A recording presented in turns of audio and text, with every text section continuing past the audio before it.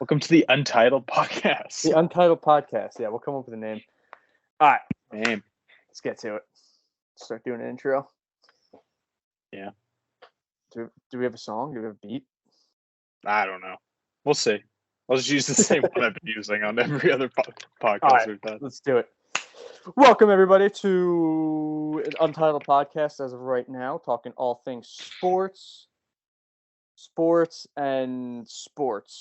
is what we'll be talking about. Sports. It's sports, exactly. I forgot to mention sports.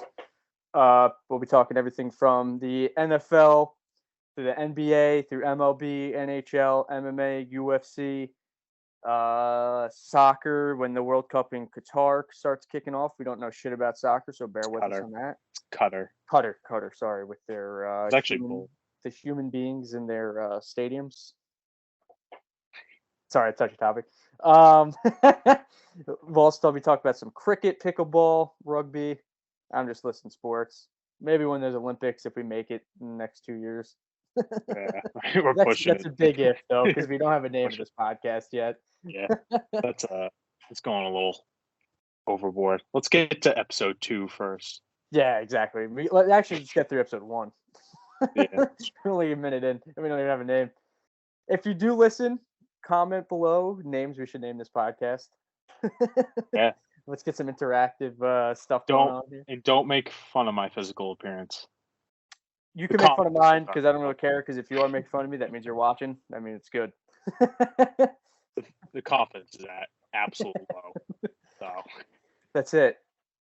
I'm with you right there, man. Well, we are your hosts, Patrick Moore, Nick Collins. Yeah. We used to be college roommates. Patrick. One's from basement in Massachusetts, and others in a bedroom in Long Island, New York. Not telling you the addresses because there are creepers out there. Nah, do the address. You won't. Okay, it's 69 Bullshot Street. All right. Yeah, that's 100% on the corner of your mother's house. And yeah, let's get to it. Just a couple of tri-state kids just trying to make a dream out of podcasting. I know. This is our third attempt? Well, yeah, third, fourth. This is my Sees Us Talk podcast that died. Point God podcast, Dirty Crime Boys for a little bit, UF Collins podcast, and now this. This is number 5. I think this one's gonna be a home run though. I think it's gonna this is we're gonna bring in some people here and there. The dog's going wild. Yeah. Who let the dogs out? Oh, sorry, copyright. Yeah. Yep. We're gonna have to block that out. This is a homeboy production here. Yep. Falling on a budget. Shout out. All right. What sport do you want to start with? We'll just start with the one that's on top of everybody's head that goes to when you click on any other channel that's talking news. We'll go with the NFL, the National Football League. There's a bunch of topics that we could talk about. We'll first start with your hometown, Pat, your hometown Patriots. Oh, baby. I don't know what you would call Monday Night Football's game that they had against the Chicago Bears. So it was a great 5 minutes. It really was. We'll get to it, but when Bailey Zappi got into the game, everybody was like, "Oh my God, the Patriots are going to the Super Bowl." And then after halftime, it was, "Oh my God, the Patriots are going to be drafting C.J. Stroud in the first overall pick." All within 30 minutes, mind you. Yeah, it was good. I was a big Mac Jones guy at the beginning, and then he sucked, and I was quick to throw him under the bus, and then hopped on the Zappi train. But those 2 drives were very nice. When he 2 passes, he threw a touchdown. Yeah, that was amazing. And then that was electric. And then the 2 passes, and then the other drive when they scored the second touchdown, when he looked like he was just commanding the offense. I think I forgot who ran it in. Was it Stevenson? Yeah, he ran it in, and it was just like he was calling all the audibles. Troy Aikman, or I was listening to the Manning cast. They were saying that that's what Brady used to do when he would hit the temples of his helmet or whatever, just say checking out of it and doing to a run. Looked like he was really in control of the offense. It was like, oh shit, this guy looks confident. And I don't know what happened, what transpired, but they could not. He couldn't move the chains. I don't think they went past the 50. No, it was yeah. So Mac started out. Mac, I don't know if he's afraid to get hurt again, but he looks like he has like PTSD. He looks like he's fighting demons out there. Yeah, As soon as someone gets like within a foot of him, he panics and and he he either wasn't like goes that down last or he year. tries to go. Yeah, I don't know. I don't know Do if you he's think just getting in it's his own head. yeah? Well, that's the thing. Do you think it's his mentals? But like at the same time, he almost didn't have anything scary last year to have him act like that. You know? Well, the only thing is the Bills game. Is that still haunting him? Yeah, That freaking where they demolished us. that's true. But that really was on him. That was really like a team losing Yeah, experience, But that also was great. it's kind of the Bills' time, essentially.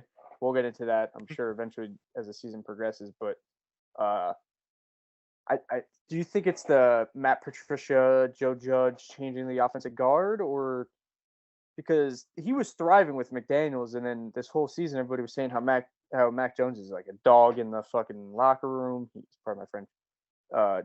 Like he's big member of the locker room. He's really like this Mhm. is his offense. That's what the whole offseason was.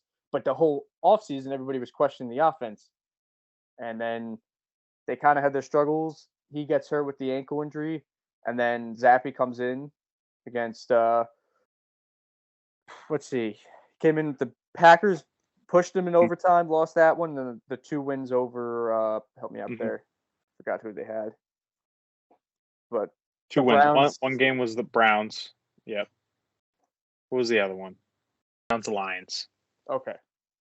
Yeah. So So those are yeah. the two ones. Which the So Lions was actually they were red hot at that time. Their right, offense.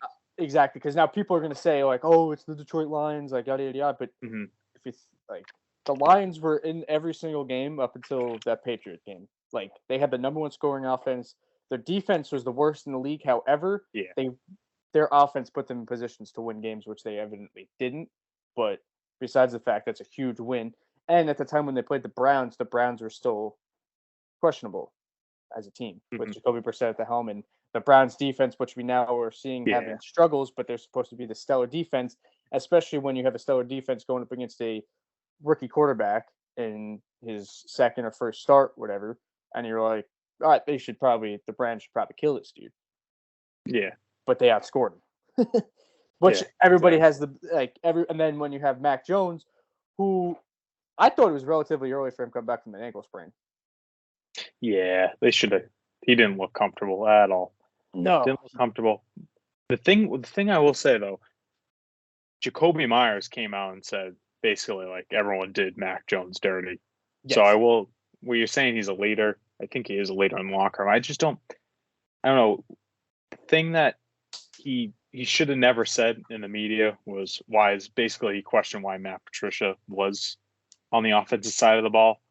That's not going to go well. Bill's not going to like that, and No. Matt Patricia has like a known thing where he gets vendettas against players. Darius Slay in Detroit, he Yep. sent him packing. Look at Darius Slay now, one of the best corners in the league. If not the It's like yeah, and it's I mean this is like conspiracy theory, but you look at that Mac Jones, the play call with him, the play calling was horrible. Play calling was horrible. And then Zappy gets in, he gets two good plays, like electric plays right off the bat, and yeah. it's like all right, so do they change who's calling it? So I don't know what's going on. They need to figure out identity. If they're going to Yes. run the ball and do short passes. That's what you need to do. The thing I like Bailey Zapp. I think he's a better passer than Mac Jones. I will say Yeah. that he's got a little zip to the ball. Jones doesn't have that zip. I like when Bailey is in shotgun and he just slings the thing. I like that, but I don't know. Freaking, but I don't want to give up on Mac because it's like first first round pick a year ago. Yeah. It's a You sophomore can't. slump, sophomore slump. Exactly. Like that's also another thing you have to account is a sophomore slump. New offense ish, you could say, Yeah. or an unidentified offense. Let's go with that, right? Like, does he, and he's a young player, so does he want to challenge a 20-year-old that head coach and a 50, however many long Belichick has been coaching? Like, when you're in that position, you're a 25-year-old, 24-year-old dude who Yeah. last season you were killing it. Everybody was calling you the next Tom Brady, and now you're here and you're like, Yeah. oh, I kind of don't like these plays, but do I have the position to challenge that? You know what I mean? Like something. I'll be talking about this individual a lot throughout the season, but Marcus Mariota, when he got signed to Atlanta, his press conference was his last year in Tennessee, and everybody knows how that played out. Ryan Tannehill took the helm. Was Mariota was afraid to speak up because of the position he was in, contract year, and also being his fifth head coach, fifth offensive coordinator, or whatnot. So like that gives it. Everybody doesn't bear that everybody's still human. Yeah. They're not just athletes and they're automatic. You know what I mean? That's true. Like some plays, maybe Patricia is calling those plays that you're alluding to, but Mac just isn't comfortable in that position Yeah. to do that play to where maybe they have to draw it up a different way, different blocking scheme for Mac to have success on those plays. But that's also goes to Patricia and saying you have to know who you're who you have running these plays in a sense. Yeah, exactly. It's just I don't think Bill did not handle that well at all. No, and today he didn't. I don't think either will. No, I get 10 out of 10, like 10 out of 10 times those two drives when you're losing. The game was getting a little close to getting out of hand. So that move, I'm fine with moving to Bailey. But going to the second half, don't say, right, oh, we're going to run two quarterback. Mac's going to be back in the game. Don't say that. If you're going to say that, bring Mac back in the game. He never did that. So it's like, what are we doing? Why would you say one thing and do the other? And then fucking Mac's on the sideline just scratching his head the whole time. With his helmet and then on. After the game, he's like, no, Bill like explained it very well to me what he was doing. Did he though? Yeah. Well, that's the thing. That's always been the Belichick, I guess the Belichick way, the Patriot way, or that illusion that Bill wants everybody to lead and that he doesn't give much to the media, keeps it close to the vest. But who knows what goes on outside, like behind the scenes rather, you know? Like maybe Bill really did tell him, hey man, I'm doing this, that, the third for your protection, or you're not like, yeah, you know, because hey, if you think about it, Belichick is a tape guy, right? So if he's seeing his quarterback putting out bad tape and he's playing who they have this week, the Jets. The Jets defense has been pretty good, relatively good. And if Saleh is watching this bad tape of Mac Jones, watching the blitz on the Chicago Bears, their defense, they just lost Robert Quinn, but with Robert Quinn was relatively okay-ish. And so, like maybe that was a factor. But I don't see that being because I didn't really see much from Mac Jones to be like, that's bad tape anyway. Like he just wasn't doing anything. Yeah, exactly. You know what's crazy though? Well, obviously, now people are saying the ball hit the whatever the. Did you see that? Yeah. Sky cam, whatever. That ball was gonna get picked no matter what. That was a horrible. Also, why is it coming up now, 2 days after the game? Yeah, exactly. But the thing is, you know what the sad thing about the Patriots suck, and they should have a winning record this year. They should have a winning record because there's multiple games earlier in the season. They should have started off probably beat Miami if they didn't have that many turnovers. They should have beat Baltimore Ravens. They had that game. They're coming back. Mac threw it away. Yep. And then Packers, they should have won that game too. So they should really have a winning record. And you know what the scary thing is? They suck. Their defense is good. Their defense is solid. Their run game is good. But other than that, they suck. Their defense wasn't that good on Monday night, though. No, they always do this. The Patriots always find a way. They'll play so well against these good offenses, and then against a horrible offense, they'll shit the bed, and then they look like the worst defense in the league. Yeah, it's like any given Sunday, man. It's horrible. Well, let's see. They have the Jets this week. Then they go. That's a winnable game. That is no, but if you last week going into whatever. That's true. Going into that game, I would have said, oh no, I like the Patriots' chances. Now I'm like, the Jets have a better defense for Chicago. Yeah, but they did lose Breece Hall though, so right. That's now with the addition of James Robinson, how quickly can they get him going before this game? If not, he's even going to play for that game. And that's true. Like that's something like the Bears, right? You watch that game with the Commanders on Thursday night.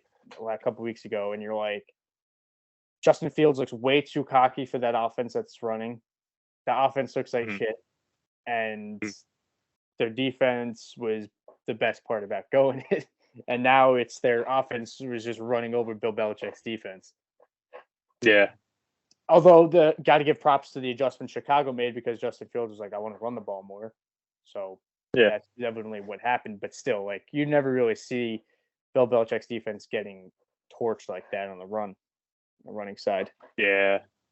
You know, but it They should be usually do interesting. that. Yeah, What are you they saying? no, they announced Mac as the starter today Yep. officially. Will that hold up though? Don't know. I don't. That's I don't. should be You can make the argument. You can make the argument they fucking ruin the kid completely.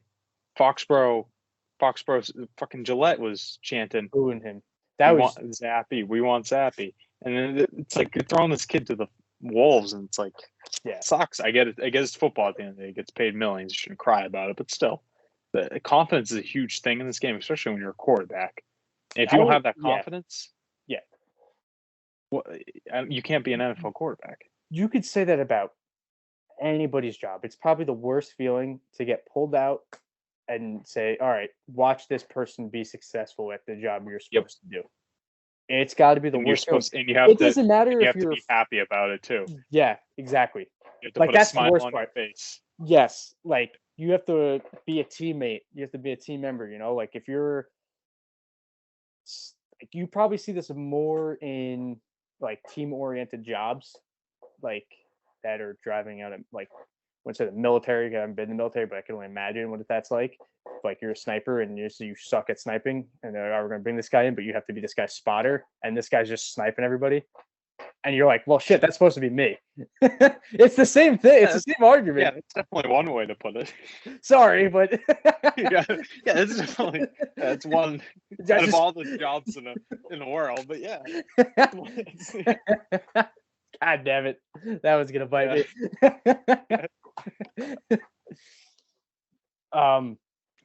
But yeah, but that was a terrible analogy. But you get my point, I think. I hope. But yeah, it should be interesting to see how the Patriots season goes the rest of the way. I don't see them making playoffs. So they have the Jets, then they go to the Colts, and then they have a bye week. Colts a winnable game. Yeah, I'd say so. That team is in shambles right now. Yeah. They really put all their eggs in basket with Matt Ryan. But then they're just benching him, but now it's more coming back that they don't want to play him because of his contract. Oh, really? See that? Yeah. So they were saying so he's fourth in the league with passing yards, which I know that's like stats don't really matter about that, but like no, that's like saying Jameis Winston is like first in passing yards, but he threw the most interceptions. Right, exactly. That one season with the Bucs. Yeah, he had like 30 INTs. Freaking. So they were saying that the more games he plays, the more like he's get the bonuses and stuff like that with the passing yardage and touchdowns. So it's not a performance. I wouldn't say it's an injury / performance thing, which probably is. But also, if you watch those Colts games, that dude's just getting ran over. Yeah. Like I think the one televised game I saw was the Broncos game that they won. Mm-hmm. That was atrocious on a Thursday night. Yeah. Like he was just getting sacked left and right. Oh god. Yeah. That's another team that's interesting. Yeah, exactly. That talk about a team that quarterback really ruined their franchise. And they have all these stars that they build around this franchise quarterback in Andrew Luck. And that one guy you build around just says, all right, see ya. Yeah. And try to plug in somebody that you think is just going to work with all these younger guys. You've been literally doing 1 year replacements every year after that. Yeah. And the only one that's kind of worked was Carson Wentz, actually. That's actually the sad part. I would say Phillip Rivers, because they actually led him to the playoffs. Yeah, okay. Yeah, Rivers did. But Carson Wentz, but leading back to your confidence thing, was midway through the year, everybody was shitting on him again. Yep. Because he wanted to extend the play. Like, that always gives a give and take, but Carson Wentz, when he's on, he's fucking great, but there's just like no middle ground. It's either I'm throwing 4 touchdowns, 400 yards, or like I'm throwing a pick 6 right away, like first play of the game. There's like no in between where it's like it's yeah. It's like no risk it, no biscuit, essentially. It's crazy. Because he was freaking with the Commanders. He was lighting it up first 2 games of the season. He was lighting it up. And then it slowed down a bit, and then Ron Rivera was just roasting him in front of the media. Quarterback. Poor guy. Yeah, that dude's had a roller coaster of a career. Let's see. Back to so Patriots, Colts. They have Jets, Colts, bye week, Jets. You could win 3 games right there. Yeah, you could go back. It's possible. All depends on the first Jets game. I don't know. This can transition to the next question. Do you think these 2 New York teams are the real deal? You think they're making the playoffs? Yes and no. If you were to think your Giants are? Yes, but I don't think in the legit way in like they're going to make a run in the playoffs. I think I could be realistic. But if we had this conversation in August, I would have told you that I'm not expecting anything from the Giants. Yeah. So because one, it's the same team, just different coaching. So that's the X factor, right? And you're seeing how this coaching is paying off with the same exact team that Joe Judge had to work with. I think you're seeing these games where they're down or just always in it to the last second of the game. Like you saw this past week with the Jaguars, the goal line stand with the Jaguars. And like if you're a legit team, you're supposed to blow them out of the water, but they didn't. But that's also the Giant way. That's always has been. Like this team honestly reminds me of the 07 team, even like a little bit of the 11 team, how we were always counted out and like we were always found a way to win games. Like with Daniel Jones like the media is right the way they're covering it, but it's also like how long is this streak gonna run? You know, like they're playing playoff football way too early. That's what kind of scares me. You know what I mean? Like they're just going to come to I just hope it doesn't happen, but they're going to come to a screeching halt because I'm an avid Giants fan. But at the same time, it's like, all right, it's expected. Like they're not going to stay. They're not going to go 16-1. Like that's not going to happen. Yeah, that's true. Yeah. You know, but it's also a matter of like when they're going to lose those games and how they're going to lose them. It's really. But also, we're seeing a lot that they have heart. Like those Ravens wins and the Packers win are the 2 ones that are like, oh shit, those supposed to be playoff teams and like we're in it. But then you look at the Cowboys game and you go, well, we looked a shell of ourselves. But also that's week 3 of the National Football League and it's still early in the season, still trying to work things of a new head coach and you could have all these excuses you want, you know. But it should be interesting when they play the Eagles. Yeah, that's gonna be the real. That's gonna be the real tell to whether you're. Yeah, even this weekend when they play Seattle, legit or not. They're playing Seattle this weekend. It's the only winning game, winning the game with the 2 winning teams playing each other. Yeah. Oh, first. So they're playing their first team with a winning record. No, so is that what you're saying? I think this weekend, the only game that 2 teams have winning records against each other is the Giants Seahawks. Okay. Yeah, the Seahawks are playing. That's crazy. That's you get rid of your star quarterback, and then yeah, you do actually better than you did last year. Right. Yeah. Already. We'll get into that. But the Jets, I think this is where they're going to be. You know, shout out to my buddy Scott Curtin.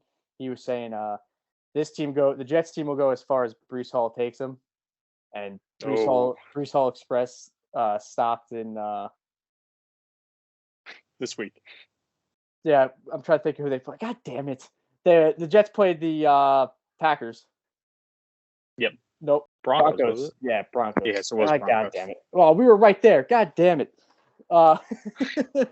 Anyway, the Breece Hall Express stopped in Denver, so it's a matter of if they could pick up getting a lot of Zach Wilson to show out with Garrett Wilson, Braxton Berrios, shout out, and Elijah Moore, but that dude seems to be a head case on one side in New York, so I wouldn't expect him to play to a high caliber level. However, I think the Jets might be able to go a 500 record, might go like 8-9, 9-8, maybe 10-7, make a playoff push if it goes their way. Get a wild card. But also, you have to think of yourself, if you're a Jet fan, the same way the Giants fans are, and you can't expect anything. So this is great that you have more wins than you had last year and the years prior. And like, if the Jets lose every single game, which I don't think will happen, but from this week on, like, it's still a win because you saw what you had with your star running back and the key components. I don't think they're gonna. That's not me saying they're gonna lose every single game, but I'm just saying, like, if you go below 500, but you still exceeded far expectations for a consistent Yeah. basis, not just like, all right, a few wins there in September, a few wins in November, garbage wins in end of January with guys resting their starters or whatnot. Like, that's what you want to see from a team that went from nothing to now actually having their foundation. Yep. The big question mark still, which I think people are ignoring, and kudos to him, is Zach Wilson. He doesn't look good. Like, he just has a really good team around him, and maybe that's their Jet strategy of like, we're just working with what we got, and it's working. Yeah. And that's what most teams in the NFL do, and they just disguise their weakest link. Yeah. So, but we're not that point in the season nor in the playoffs to say that's Zach Wilson. That's the weakest link in the Jets. Like, that's not he's like that Blake Bortles, right? You know, like, he got exposed after that run that Jacksonville had. Like, Yeah. all right, he's not the guy, but we're going to pay him Yeah. $500 million and we're going to lose our defense. That's what the Yeah. Jets shouldn't do. Like But kind of like I wouldn't compare it because Ryan Tannehill is actually not horrible, but like a Ryan Tannehill kind of a little bit. Yeah, exactly. Like, you could have to have him. Somebody else has to be the star. You know what I mean? Yeah. But if he keeps the Titans had a great defense and Derrick Henry. Yeah. And then AJ Brown too. Yeah, and still lost in the first round after that bye. Yeah. Or their first round rather to Cincinnati. But the Jets should be interesting. I'm happy for the Jets because I think they're a very sorry franchise that but they seem to be playing with moxie. Robert Saleh seems to be like the Robert Saleh of when he was with the 49ers. Very expressive on the sidelines, which we like to see. They got their boy Sauce Gardner, who's really good.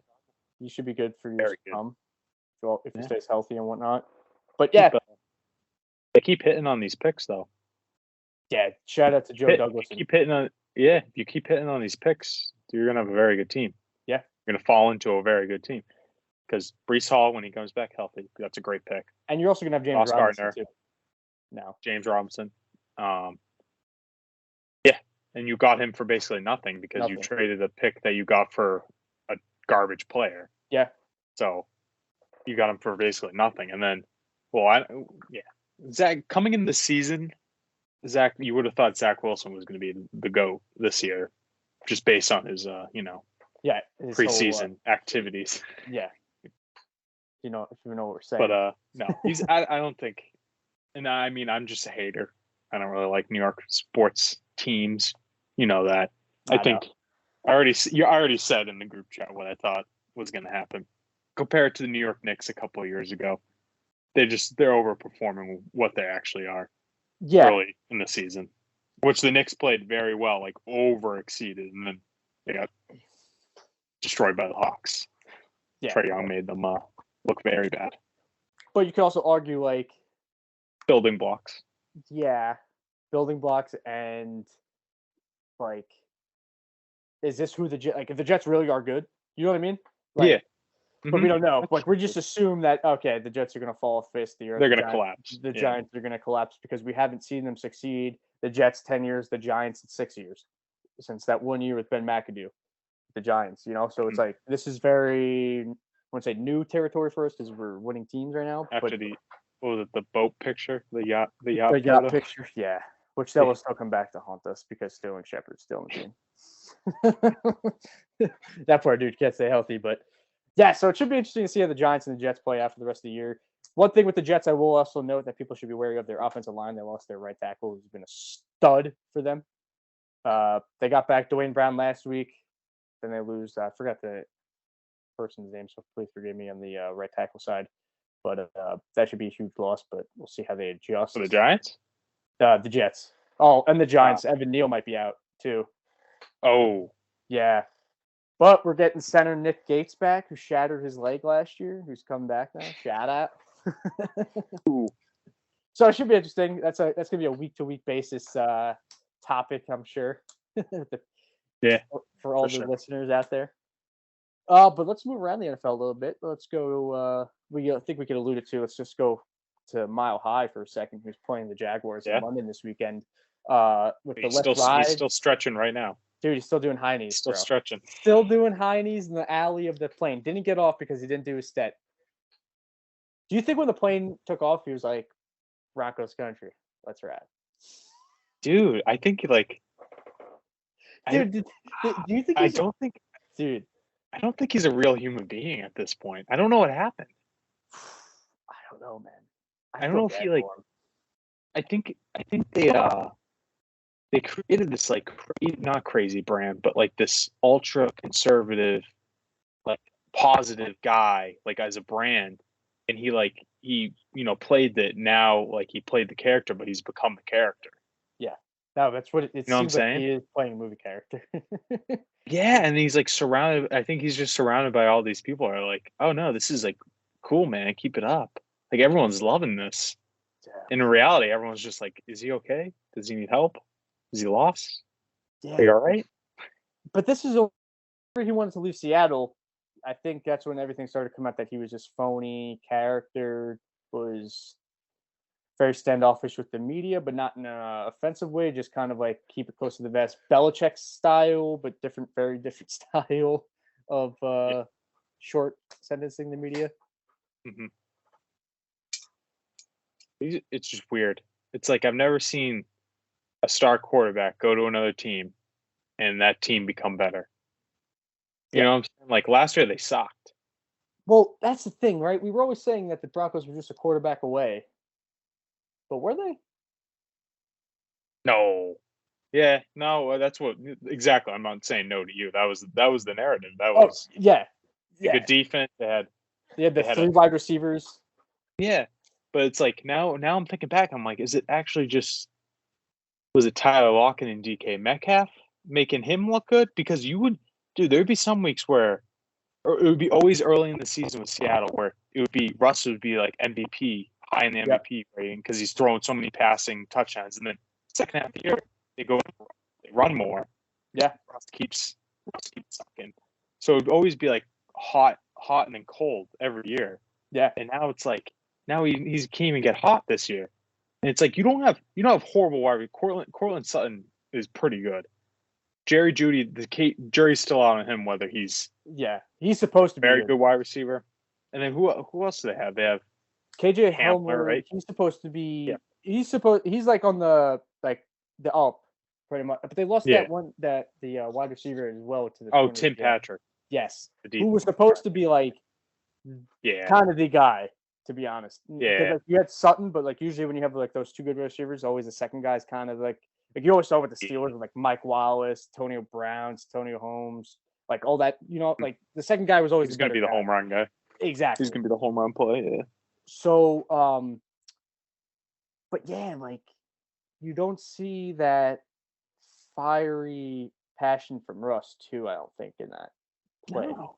Just like, Like I will say this though, what you were kind of alluding to, like his Seattle days, he always had games that were like 16-9 that the Seahawks always won.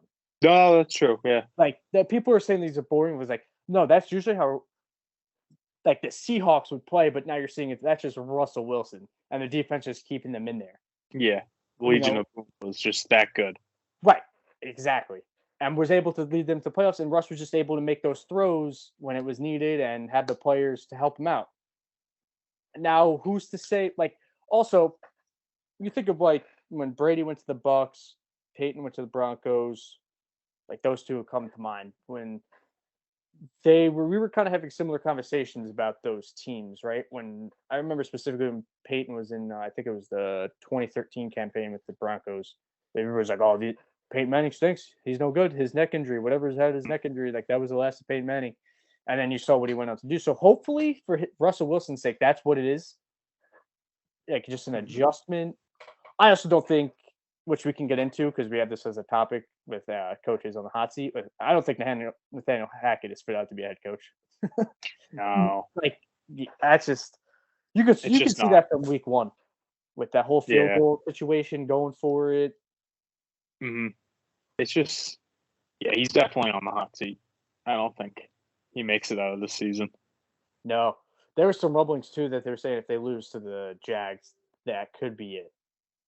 Really? He might be on his. He might be flying JetBlue And by it's like, himself.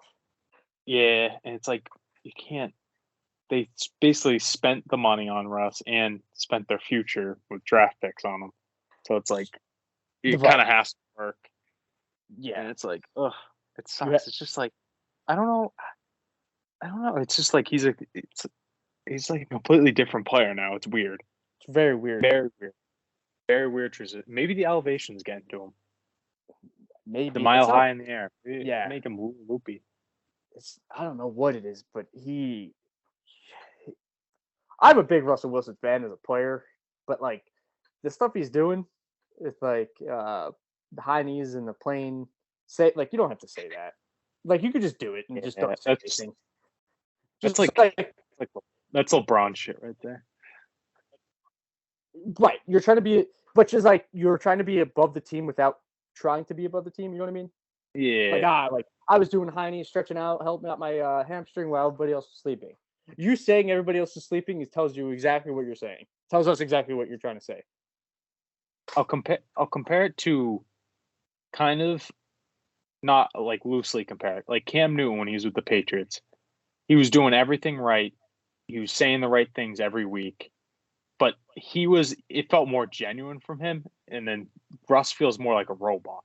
Yeah. It's like, oh, he's just spewing out these lines. But like Cam, like I actually, when he was with here, I actually like felt for him. I wanted him to succeed. Yeah. Like that's how good of a guy. Like the teammates loved him.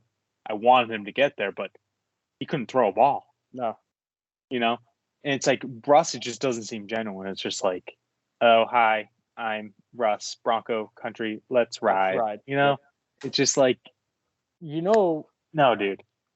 When you talk like about that, another name that comes to my mind that has I think very similar to what's going on. Donovan McNabb when he went to the Commanders, and Yeah. Oh, caught yourself there. the Vikings, and like you kind of saw Donovan McNabb's career just kind of collapse. But like, yeah, and like obviously the Eagles went with Michael Vick, who was at the hot hand at the time, but also like Donovan McNabb was no like slouch at the time either when they parted ways with him. And then when they traded him within the division, you're kind of seeing what Andy Reid or like what Pete Carroll did was like, all right, yeah, we'll trade him away, no problem, we'll still be successful. And Andy Reid did that with Donovan McNabb and was still successful. Yeah. Andy Reid had the balls to trade him within the division too, mind you. And maybe that everybody's saying that Pete Carroll knew that Wilson really wasn't this, or was on the downfall of like this industrious like Hall of Fame career. Maybe he, it's a lot of question marks.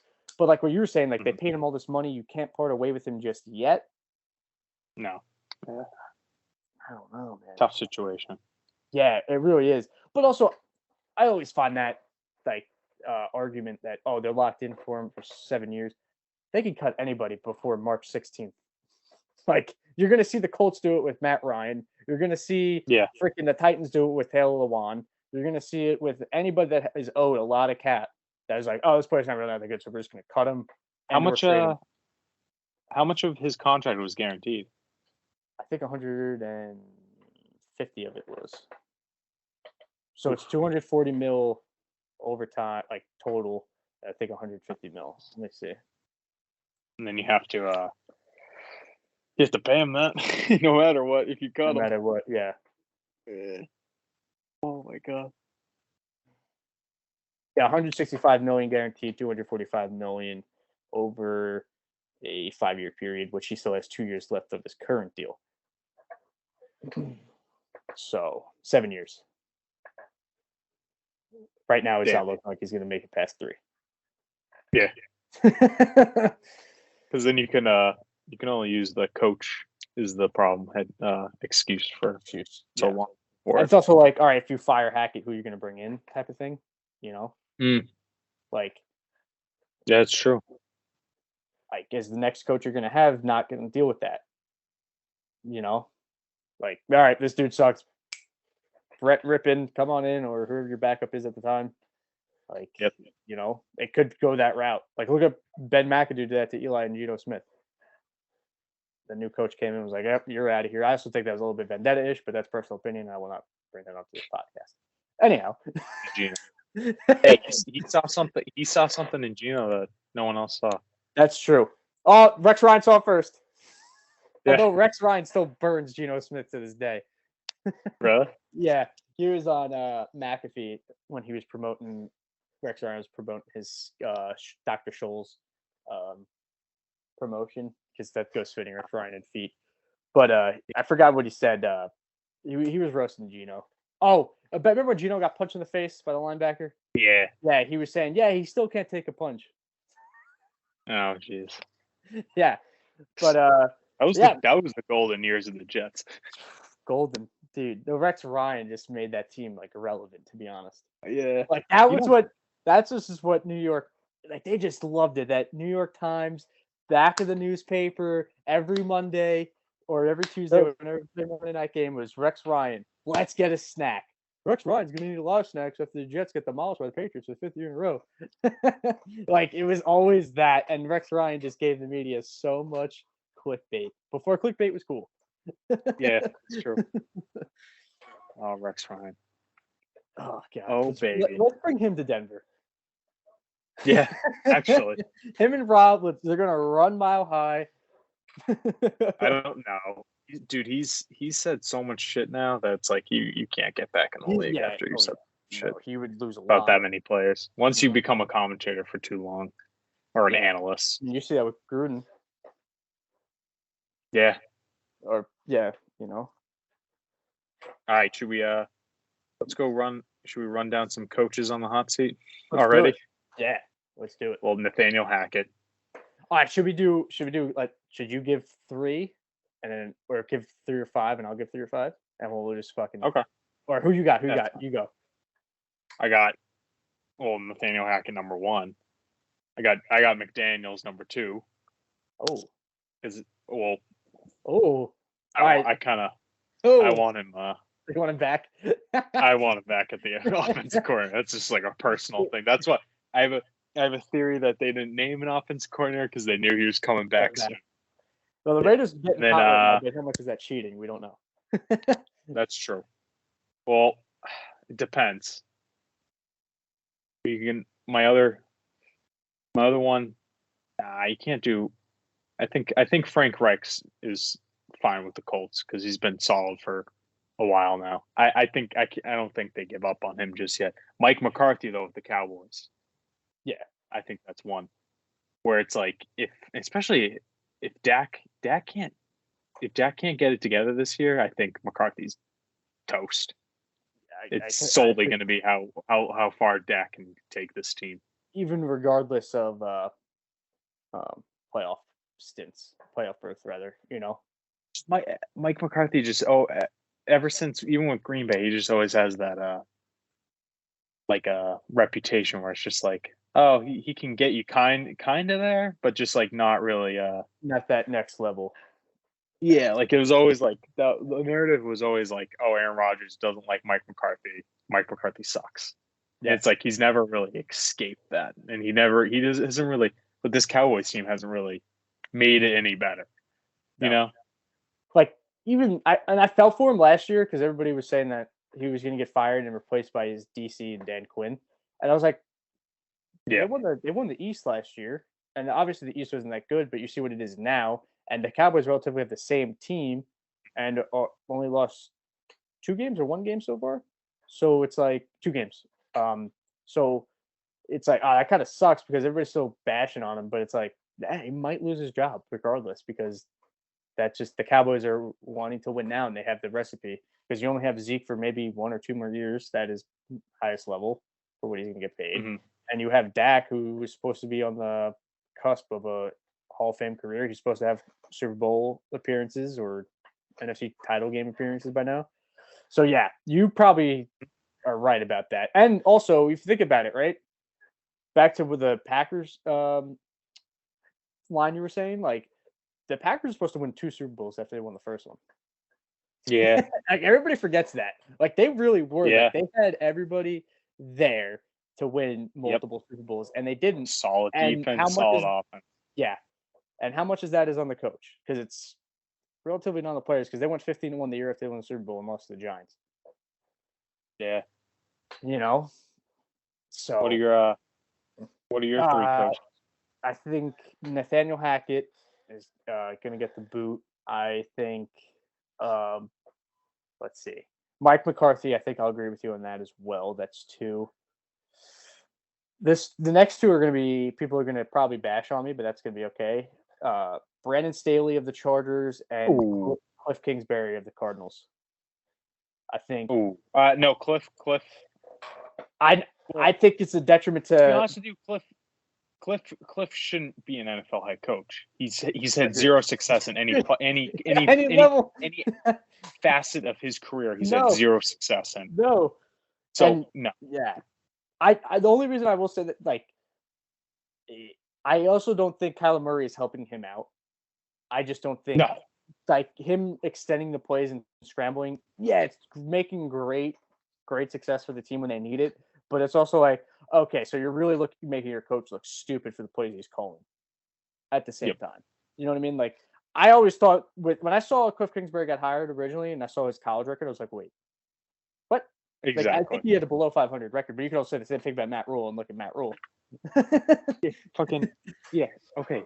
So your A-grade offense. Because you found Pat Mahomes and Baker Mayfield. Yeah, exactly. Yeah. He's had no success. I won't be shocked because it's gonna come down to, are you gonna pick the quarterback or the coach, and you already gave Murray the money. So sorry. It's the same thing like Denver. Yeah. I think Brandon Staley, I think he's fine for this season. I think next year, the thing is next season, if they struggle early, that's when he's out. Yeah. But this season, I think, because this is his second year, right? Second year. Yeah. So second year, you had that early success. He still has time to bounce back. They still have time to bounce back after that horrible J.C. Jackson signing. But yeah, that's really aging well for the Patriots and Belichick. Yeah. Yep. I will say though, the only reason I say Staley is because this was it. The Chargers were supposed to be the Goliath division going against the Chiefs. You know, they were supposed to tear that whole kingdom down, and it was supposed to be the Bolts' time to rise up. And it's just not playing out that way. You have $500 million on the defensive side of the ball. You have a future on a path to be a Hall of Famer in Justin Herbert. You have a talent at quarterback. You know what I mean? It's not like most teams in the league that, you have pieces, but your quarterback just isn't there yet. Like, you have a guy, but you're just not putting. I don't think you're really putting the right play calling in there. That, and not a lot of people are talking about. Dude, he's not had a really healthy Keenan Allen. Keenan Allen is a stud. Keenan Allen is his go-to guy at the end of the day. He hasn't had him this year. No. So if he comes back healthy, he came back for a little bit last week, and I think he got re-injured, right? I think he was on a snap count, or he might have gotten re-injured. Yeah, but if you have him healthy, I think that helps that offense out that much more because you already have Eckler. Eckler's a stud. Mike Williams went down though. Yeah, Mike Williams, but Keenan Allen, that offense goes through him. Gerald Everett, he's becoming a really good tight end. You know, and the O-line that's been relatively good. It's been beat up though this season, but I still think that you could still get away with what you have there. But yeah, Staley might be safe. I don't know. It all depends on, like, all right, so say they go 6-11. What do you do? Keep him? Got to regroup, go into the next season. Wait till everybody's healthy again with J.C. Jackson's bounce back year. And that's like J.C. Jackson's not 100% healthy either, but he got straight up benched. Yeah, well now he's out for the year. Broke his knee. Oh, is he out? Yeah, he's out. He dislocated his knee. Like his little kneecap, like kind of like a Sean Livingston. Oh, geez. Yeah. Like in a game, or is it like practice? No, in a game against whoever they played last. Yeah. That's probably why he wasn't playing well. Yeah. Well, also, he came into the season with an ankle injury too, and then they played him the second week on that Thursday night game. Mm-hmm. with the Chiefs. So it's maybe that was, I think it's the same leg too. So maybe that was just not. Maybe rushed him back a little bit. Wasn't confident on that foot. Hopefully, because I'm glad J.C. Jackson got paid. I think everybody should get paid, but Exactly. Get your money. yeah, but also you got to play up a little bit to it. Start doing those seasons, and you're 3 years in, and everything's guaranteed already. And but and then I'd say another coach that I don't think anybody's really talking about just yet, Ron Rivera. Yeah. I think his time is coming to a close, and I think that's yeah. It's just like you lose a locker room when you over. blame He the was supposed quarterback. that, and he took it over. He was really well respected when he took it over, and ever since he isn't really like he's still Ron Rivera, like he's still respected, but it's like he haven't really done anything, Right. Ever since that fluke season with that young defense carried him and Taylor Heineke, Yep. Ever since then you didn't do anything, and you Even Alex arguably Smith really led it there. upgrade. Yeah, that's true. But then you had Alex Smith's freak injury, and then you had Taylor Heineke, and then you had Carson. Now you have Carson Wentz, and yeah, just you haven't really done much since then. That fluke season, especially with a team that's kind of bringing on a new identity and trying to escape the old identity, but still have the old regime at the helm, which I think is the issue. You can't do that with Dan Snyder. Right, exactly. And you've seen Dan Snyder run through head coaches like it's water. You know what I mean? Yeah. Like, oh. Yeah. When you're gonna realize you should sell the team. Yeah. Well, that's the thing too. It's like your team. Nobody wants to go play for you. Like coaches, probably you're gonna have a slim pickings of coaching. Like I don't know. That whole franchise is. Everybody else below the owner wants to bring on this new thing.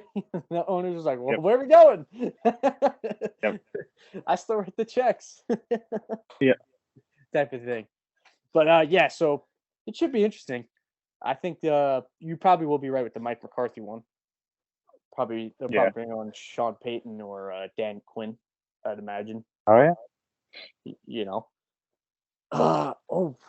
Before we move on to a different sport, let's go down to Tampa Bay for a little bit and Maybe talk about our friend Thomas Brady, like everybody else's. Oh jeez, poor guy. Just loves the game too much, more than his family, I guess. And this is what, this is what kind of everybody feared, right? It wasn't that he couldn't play football anymore. It was like, you're literally seeing this guy's life just disappear because he plays football. Exactly. It's like, ugh. It's like you have so many. It's like so many tools around you, and you're just not winning games. It's like, at what point did you realize? Oh, maybe picking him over, because the narrative was him over Bruce Arians. Yep. And they picked him. Well, Bruce Arians, very good head coach. So maybe it's time to bring him back. Because what's his name? Who's the coach now? What's his name? Todd Bowles. 6-10 Todd Bowles, as I call him, because he only great defensive. Yeah. Great defensive minded coach, but not so much on the offensive side of the ball. No. And Leftwich too. Leftwich is shit in the bed. And how much is Brady not having connection with the players this year? I know you have Godwin's, Evans still there. That's really it from that Super Bowl team. You saw Fournette and the old line is banged up. They still got Lenny. Yeah. Playoff.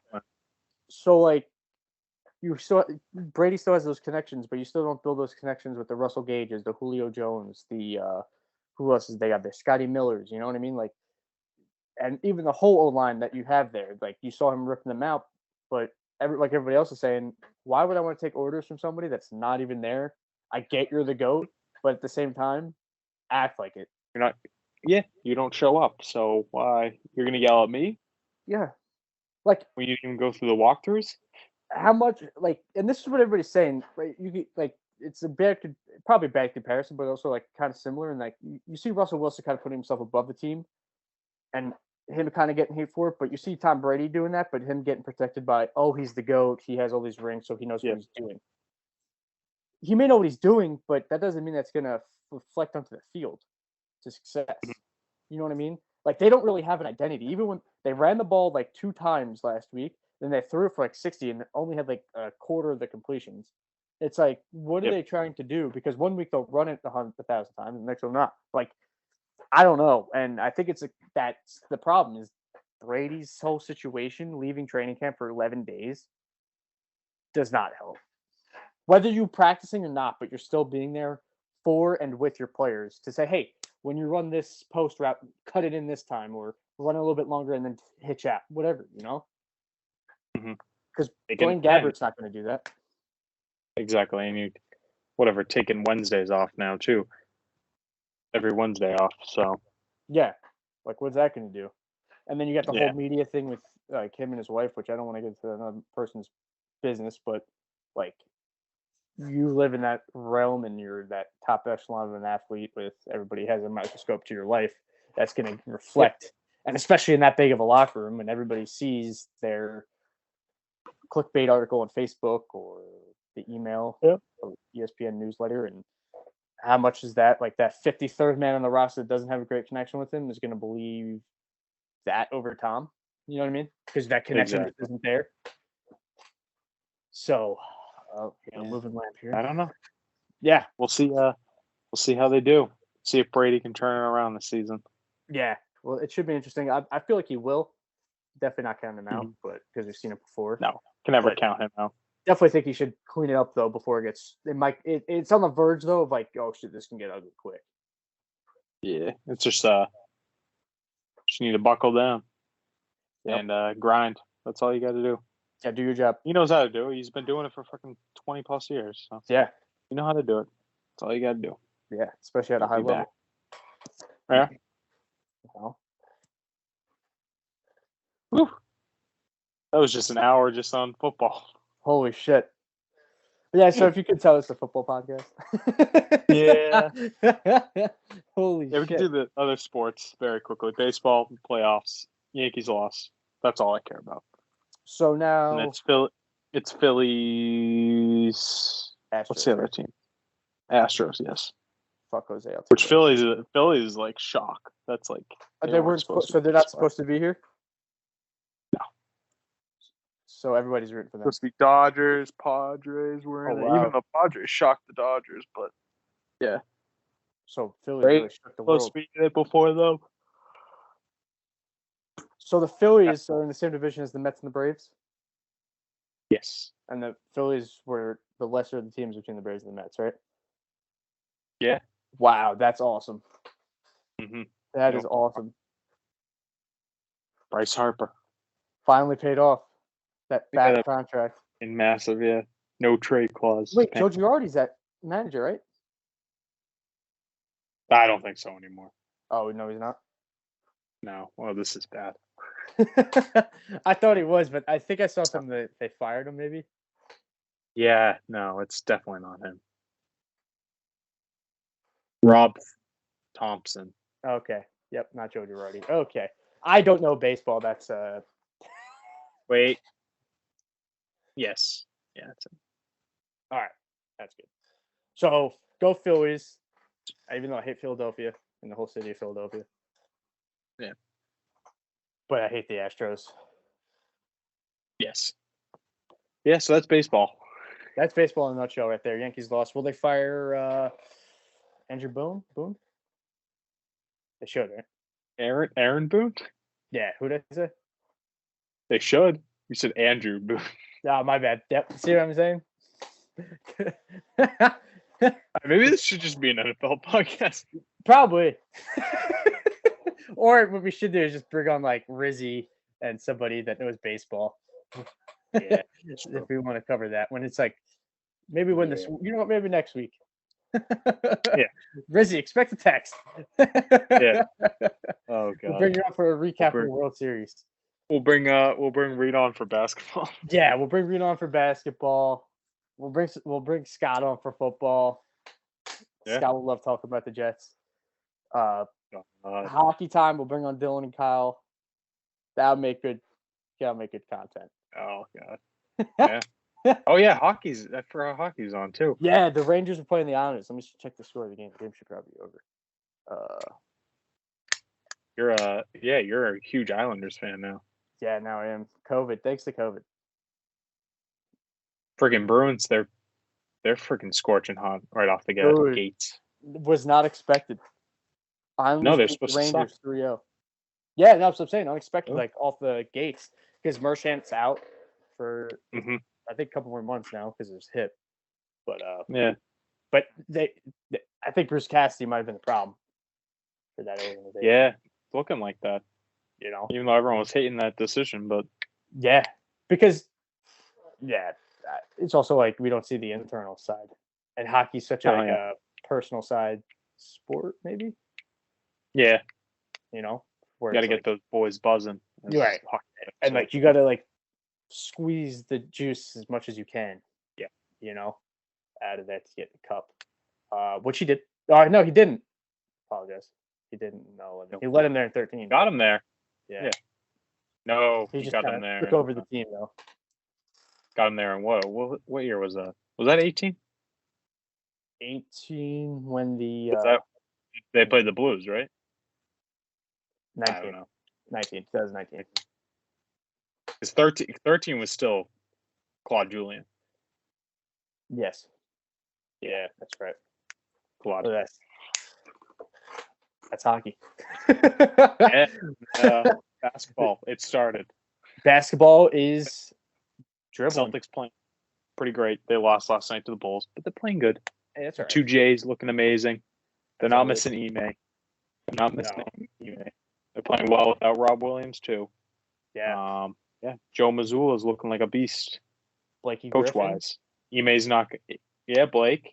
So Ime's done. We could probably say Ime's done, right? Oh, I don't think there's any coming back. He might go back to another team, but yeah. So say Ime comes back.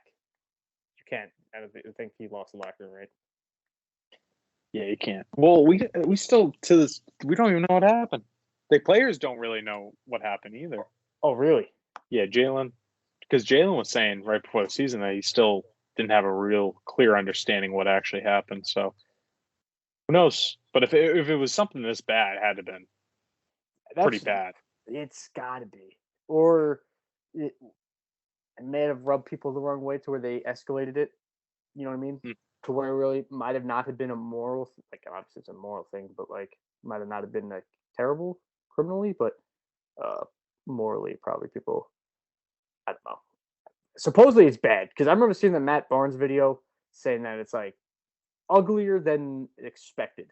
Yeah, exactly. To where I think it might have been one or two individuals more involved than what the media was portraying. Like I think it might have been a lot more others.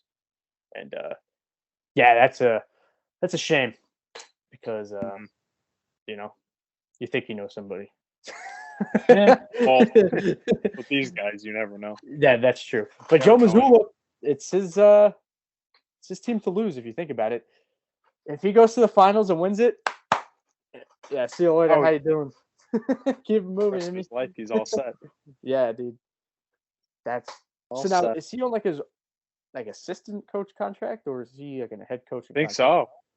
Holy shit! So he's probably playing under like 80,000, maybe even less than that, coaching. No, but they probably actually I don't know because there might be a rule where they get like a minimum of if you take over the duties or whatever. There's got to be there's got to be a rule where you get like kind of like the coach's maybe median salary maybe. He's getting something. Maybe it might be incentives too. Like, hey, if you lead this team to this wins, you get this bonus, you know? According to Celebs Week from September 23rd, 2022, he is the zodiac sign is a Cancer. Sorry. Oh. Let's see. I don't know what that means, but he's making 2.5 mil. Okay. That's not bad. No. It's not terrible. Bad. But at least I'm glad he's not playing for less than a mil, coaching wise. Yeah. They must have given him a bump to do that, to take over that. Yeah. Because not only you're coming into a team that is really good, but you're coming to a team that just lost their coach. So now you have to try to emulate what that. Even though luckily he was there for the run last year, and knows the ins and outs. Yeah. But yeah, the Miami Heat kind of suck, huh? Yeah, it's early though. It's still early, way too early. But that's never too early to bash on the LA Lakers and the LeBron James and boys. And Russell Westbrook. Yeah, especially Russ. I feel so bad for that guy, dude. Yeah, it's like I think so. I think it was it Jamal Crawford. I think it was Jamal Crawford was on a podcast the other day, and he was saying he goes, Russ isn't a bad player. He goes, he just does not fit at all what they need on that team. Yes. He goes, so you got to move on. You probably got to move on from him like sooner than later. Yeah, Russ is a one look, not there. I'm taken to the house.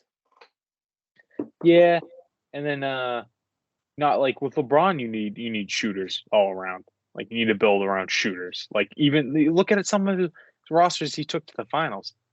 The roster sucked, but they had shooters on the team. That's why, like, you need shooters around him. And now they're even talking about potentially trading Anthony Davis for some pieces. They should. Yeah, they're talking about. It's funny they're talking about trading back Brandon Ingram, and it's like, why'd you do that trade to begin with? Yeah, that was the original trade. You could say it all paid these off young because pieces. they got a ring out of it. You know what I mean? Like it. Yeah, you could call them silly for doing that. I mean, definitely silly regardless. But like, if they never won a championship, you'd be like, all right, that was so stupid of them to do all that. But I guess you could. But no, they were supposed to win multiple. They weren't supposed to win just one. Nah, yeah, it was COVID year, so it doesn't really count. Oh yeah, you're on that train. So. No. I'm not. I don't know why. I'm just not. Like I get why people would say like the asterisk and the COVID year. And... It's so funny. You'll get some people on NBA like Twitter saying like COVID year was actually the best year of basketball because all they had to do was focus on basketball. Like nothing else. Yeah. And then you'll bring up, wait, no, in the bubble, TJ Warren was dropping like 50 points a game. Yeah. So it's like no, it wasn't that great. And like ball was freaking balling too. So it's like, oh wait, no, I don't think that basketball actually was the best basketball. It's not like it's for the setting, like TJ Warren and ball, like having to play in like no fans, like the pressure's not there. So they're like, all right, we're just playing pickup at LA Fitness, at Disney World. Yeah. The video always makes me laugh when they won the championship and it's just quiet. Like all you hear is their feet squeaking, and it's just them jumping. Yeah, who was fuck? I think it was Jared Dudley because he was on that team. He's talking about. He's like, yeah. He goes, we really got cheated out. He goes, we didn't even get a parade. We didn't get like to party. He goes, all we could do was party with each other. We couldn't go out like. He goes, so we didn't get like he was saying like that the same championship experience that every other team got. That's true. Like going out, fucking, running up the tab. That's true. Club. That's actually very true. Yeah, that's crazy. What a year. Oof. What a year. What a reset. Wow. But back to the NBA before we start going off into that world. Because that could be a rabbit hole. Yeah. So Anthony Davis trade landing spots? What are you thinking? If they trade him. I don't think it's tough. It's tough now. It's like, what are you going to get for him?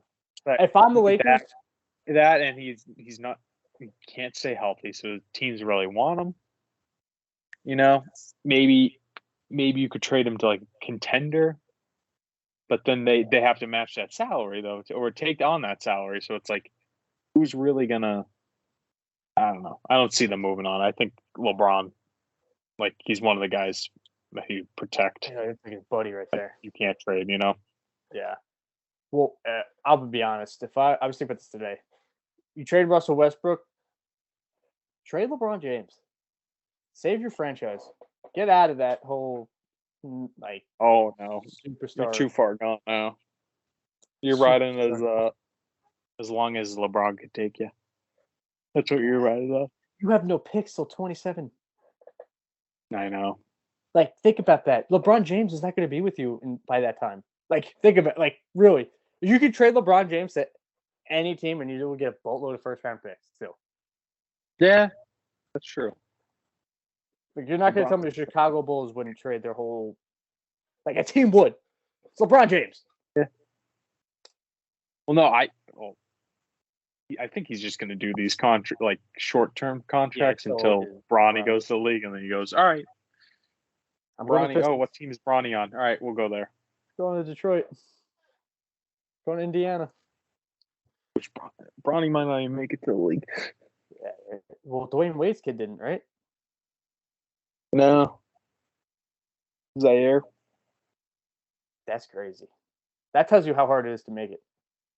Oh, yeah. Because realistically, like, any team, like, if it was that easy, like, could be like, oh, yeah, Ron James' kid, let's go. You know? And LiAngelo Ball almost makes the roster every year. Almost. Or he almost gets cut. Made it with Melo. Yeah. Yeah. Poor almost guy. Makes it and then gets cut. The one ball. That's like Cooper Manning. Yeah. You know? The odd man out. Always the odd man out. But luckily, he'll get the... Pretty good at basketball. Yeah, I'm pretty good at basketball. Yeah, and it's just LiAngelo. Yeah, undersized position. If I didn't steal that painting in France. No, wasn't it? It was China, right? Was it? It's China. Yeah. Oh, shit. Yeah. And then they made the road decision instead of just accepting the suspension, just leaving UCLA together. Yeah. That was probably the worst thing that they could have done. They just eat the suspension for the season. You have 4 more years. Not for LaMelo. LaMelo got a bag. Yeah, that's true. That's very true. He got true. paid being a freaking 18-year-old. Yeah, Lithuania. Driving Teslas around. That's actually very true. It did pay out for him. It really did. Yeah. And now he's the star of the Hornets, and Michael Jordan loves him. Yeah. That's what's crazy about the whole thing. Was like LeVar was beefing with. Michael Jordan. Yeah. All right, now we're just riffing. Yeah. Okay. What else we got? We could dabble in the MMA world a little quick UFC 280 recap. We'll finish it. We'll finish it off with the UFC recap. Yeah, we'll finish it off with there's nowhere else we can go. No. We'll save cricket and soccer for another time. Quick recap: we had Charles do Bronx Oliveira versus Islam Makhachev. With Islam getting his hand raised over Charles, and you heard it here first, folks. Islam's better than Khabib. Islam's going to be champion for a while, is my consensus. Ooh. They're setting up a fight for Australia against Islam and Volkanovski. Volkanovski, the 145-pound champion, challenging Islam for the 55-pound belt. And I think he's going to get mollywopped in front of his home crowd. Really? Yeah. I think Islam's like that. I have never. Khabib's wrestling is way better. Islam's wrestling and striking together is 10 times better than Khabib's. Ooh, that dude was striking and standing there with Charles Oliveira, who's knocked out the likes of Chandler, Gaethje, and Poirier. Yeah. Like, knocked them down. Like, rocked them to where all right, we're going down to the ground. No one has, like, you haven't seen that from anybody in a while to do that to Oliveira, to be honest. And I was on the, like, I'm not a huge Khabib fan, wasn't a fan of Islam. I don't think I would say I'm still a fan of, like, Islam now, but I could just see a spade as a spade, and that dude's legit.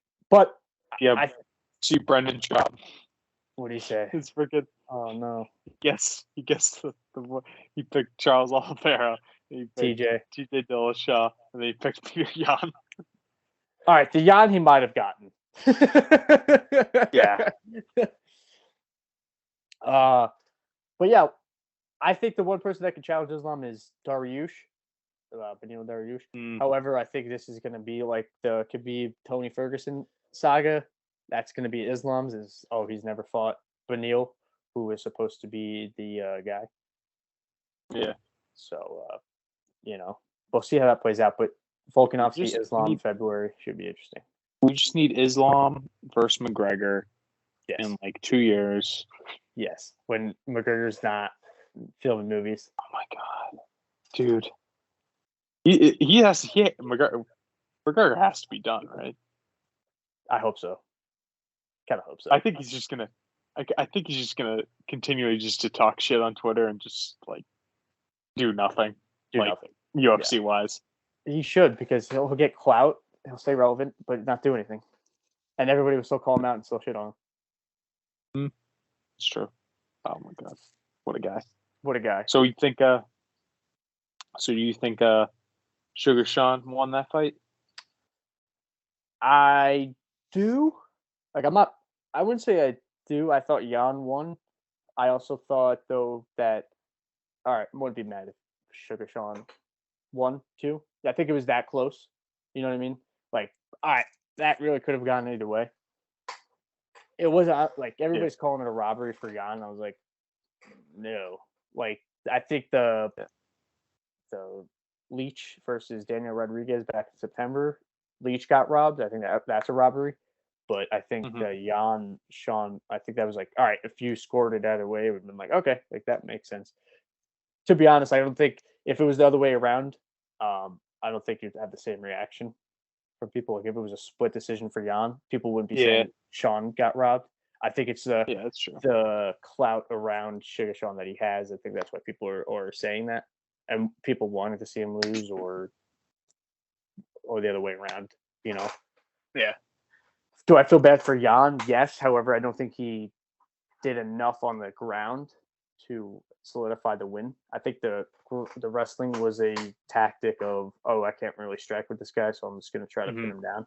But then didn't really advance position. So it should be interesting. However, O'Malley is in for a rude awakening if he thinks he can sit up the top without building a good takedown defense or solidifying a good ground game off his back. Because if you're going to be fighting Marab or Aljamain, good luck. You know? Yeah.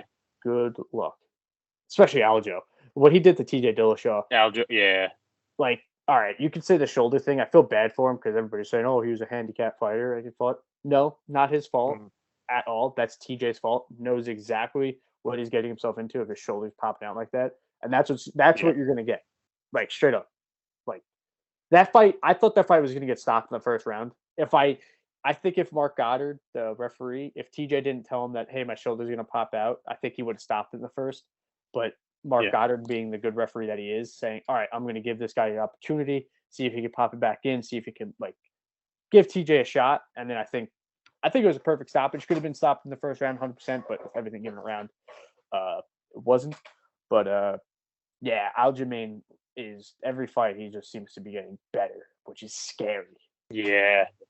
I was going to say, since that whole, what was it, the DQ? Yeah, with the knee. With Jan, or he's the fake champion or whatever. Yep. Dude, ever since then. It's like a switch. Even though he was on a tear, like what he did to Sandhagen, which hasn't done in a while, if not ever. Yeah. Put him to sleep within like 12 seconds. Which is wild. It just seems like, holy crap. And the second Jan fight, just the back takes and what he did to Dillashaw, and now they wanted to do Cejudo. That should be a good fight, I think. Yeah, what he was talking about. He was like, so that was supposed to be him and Sean O'Malley next, right? Yeah, that's what Dana said. Now it's like now it's completely different now. Yeah, that's what he was saying. I think because UFC knows, oh shit, if we put Aljo in there with O'Malley, we know what's going to happen. He's going to get just back taken. He's not ready. No, he's not 100%. Ready. I think O'Malley deserved his spot of being number one? Yes, I do. I just don't think his wrestling pedigree is at the point of dethroning the champion. Yeah. And I think if the UFC wants to make him the star like a McGregor, they protect him a little bit. Throw in the old superstar for Aljo and hope that Aljo loses, because the UFC doesn't want Aljo to be champion, to be honest. So they want Cejudo. No. So if Cejudo beats Aljo, which everybody's like, all right, that makes sense. Like, Cejudo's supposed to be this go-go guy. And then Cejudo doesn't really rely on his wrestling as much. When O'Malley comes in and says, beats Cejudo, oh my God, he's even bigger star. That's what they're trying to set up. But that's just my take. I could be totally wrong with you. Yeah. we're usually not in the UFC because it's predictable without Yeah, being it's true. predictable. Yeah. And what? I think that was it for UFC 280. Bilal Muhammad and Sean Brady. That was a good fight, and Beneil Dariush and Gamrot, which was another banger of a fight. Dariush looked spectacular, and I think he's deserving of a title fight. But it looks like they're going to do him versus Charles in January in Brazil, which should be a banger. Ooh. Yeah, Oh yeah. yeah. So that should be a good fight. If that's the route they take, I hope they do because that's the that's a perfect fight for either of them to get back into the title scene after the Islam Volk fight. Because after that, really isn't anybody there unless Chandler has a spectacular finish over Poirier in Hmm. November. That's true. So it should be interesting. Interesting time to be a UFC fan. If you're not into UFC Yeah. and this podcast gets into UFC, stay tuned. This is the spot to be to check out all news and reviews. And I guess that'll do it because we're running really late and we're Yeah. gonna have I'm Pat's gonna fucking have a gassed. lot of we're gassed out. Pat's gonna have a lot of work editing this one out. Yeah. Till next time, thank you everybody for listening.